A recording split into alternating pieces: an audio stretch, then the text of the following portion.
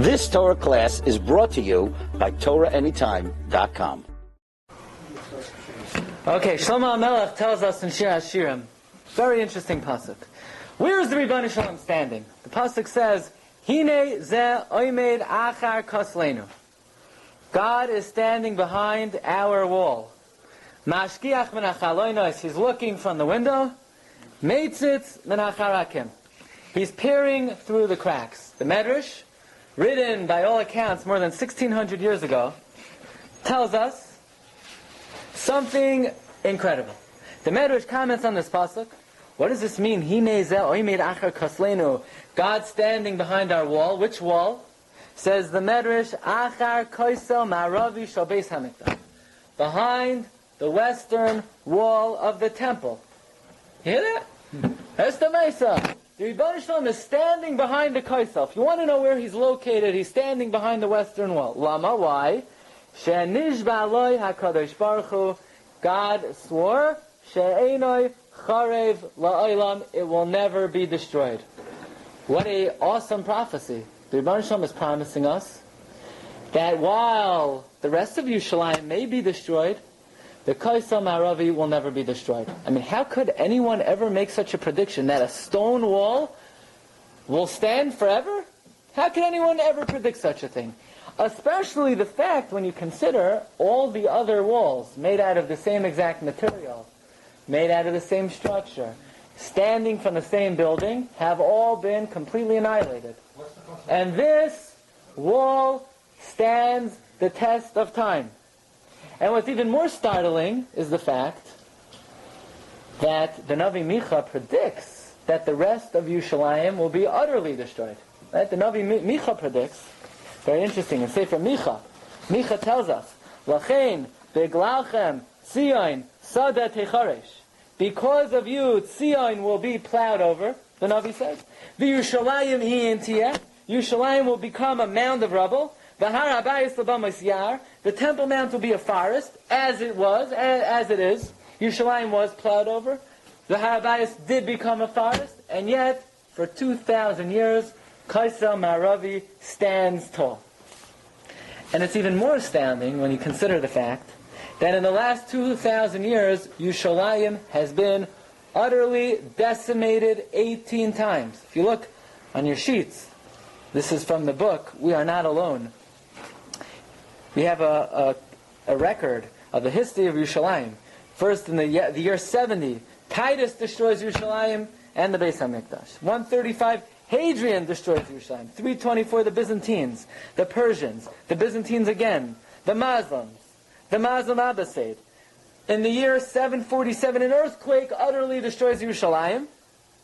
And again, and again, and again, the walls of the city, the walls of the Beis HaMikdash are utterly shattered. Every building in Yerushalayim was destroyed 18 times. And yet there's one wall that for 2,000 years stands tall, which teaches us Shekol Devarav Emes Vatzedek. God promises us the Western Wall will last forever. And this is a monument. You look at the Kaisel Ma'aravi, what it should mean to a person, besides the fact it's a remnant of Yerushalayim, is the fact that the nevuos of the Torah come true and are true. Here's the problem.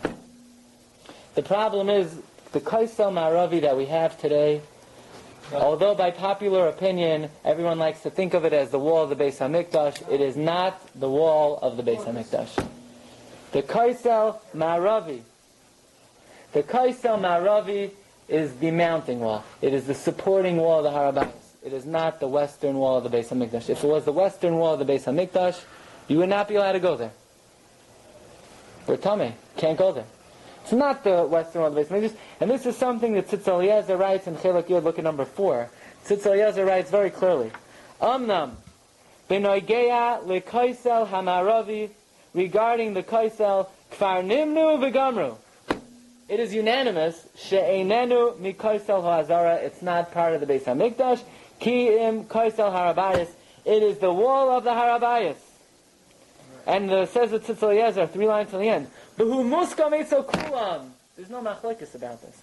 Bein Sfardim, bein Ashkenazim, she'ha kaisel ha'ma'aravi, einoi loimin ha'heichal, v'loy min ha'azara, rak min ha'abayis.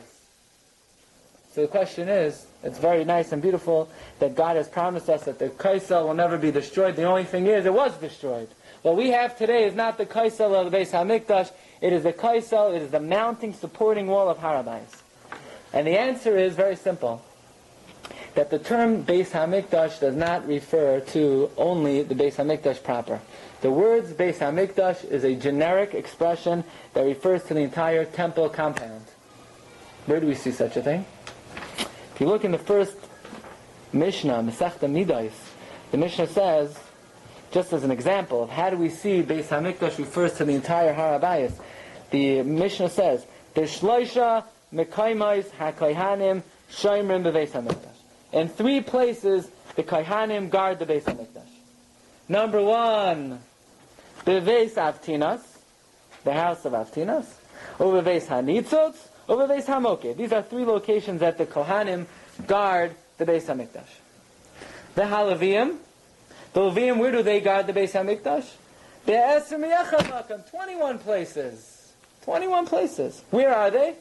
Chamisha, 5 of them, are Chamisha Shari Har HaBayis, on the 5 gates of the Har HaBayis. Wait a second. The Mishnah started off by saying, these are the places that they guard the Beis HaMikdash. So what are you telling me they guard the Har HaBayis? The Har HaBayis is not part of the Beis HaMikdash. So what do you see from this Mishnah? You see very clearly Beis HaMikdash is not the temple. Beis HaMikdash refers to the entire Har HaBayis. It's the whole temple compound. So when the Medrash tells us that HaKadosh Baruch Hu swore that the Kaisam Haravi of the Beis HaMikdash, Eino Charev Li'olam, it refers to the western mounting wall of the Har HaBayis. And just to give you a little glimpse about God's manipulation and control of history to ensure that this prophecy would come true, take a look at the Medrash in Eicha Rabbah. Very interesting. The Medrash tells us that when Vespasian came to destroy the Beis HaMikdash, he commissioned 4 commanders. Each one he gave the job to destroy a different wall of the Beis HaMikdash. Medrash says, Min dechav Asha, when he conquered it, Pilig Arba Tachsaya Li'arba Duksaya. He divided the 4 walls to his 4 commanders. And he left the job of destroying the Kaisam Haravi to the general by the name of Panger. The Solik Pile Marva Lefangar. He left the western wall to Panger. Ugezaru min Shemaya, but it was decreed from heaven, it would never be destroyed. Lama? Why did God decree the western wall would never be destroyed? Sheshchina b'marav. Because the western wall is the place of the Shechina. God's Shechina is in the west. So what happened? Inon icharuvu dithain. They destroyed their walls. In other words, the 3 generals destroyed their walls. Hu la achrav didei. He did not destroy his. Panger did not destroy his wall. Shalach v'asye. So what happened? What happened was Vespasian sent Panger. No, you didn't do your job. Why didn't you do your job? Amar le lama lo achrafta didach. Why didn't you do your job? Amar le, Panger says, my dear king, I did it for your honor. I did it to show your glory. Because if we would have destroyed the whole Beis HaMikdash, you know what would have happened? People would have come. They would have thought we knocked down a little tent. This way I left this big, majestic wall standing so that everyone should realize what a tremendous edifice you were successful in knocking down. And people would come to recognize and honor you for your power. So he said, I did it for your honor. Because if I would have destroyed it, lo havas yadat bria macharavta, no one would have known what you destroyed. When people see this armor, they'll say, they'll say, wow, amazing, this Aspasionos, look how powerful he is. So Aspasionos thinks about the argument of Panger. He says, good gesagt. You're saying good. You're saying good, but you didn't listen to me. So here's the deal. I want you to go up to the top of the wall, jump off head first. If you live, you live, and if you die, you die. Amarle dayacha ditfalas amart. You're saying good. Ella, min begin da'avart al kalvanin didi, because you violated my command. Yisakahu Gaber L'Reishe, De'igra, go to the top of the roof, V'yitraf Garmei, jump off, Yichaye, V'yimos, Yimos, if you live, you live, if you die, you die. What had happened? Solek Utraf Garmei Yimis, he jumped off and he died. So what do you see over here? What do you see? Hashem manipulating history to allow Panger to come up with the most absurd reason not to destroy the Kaisel, to the extent that Vespasian buys it. He's so upset he has Panger kill himself, but even after Panger kills himself, obviously he bought the argument to the extent that he himself did not destroy it. He had every opportunity to destroy the Kaisel, and he accepted the absurd logic of this general not to destroy it. So when a person looks at the Kaisel, person should think to himself that just like this nevuah has come true, and we see with our own eyes, the Kaisel is a monument. It's a monument. That's what it is.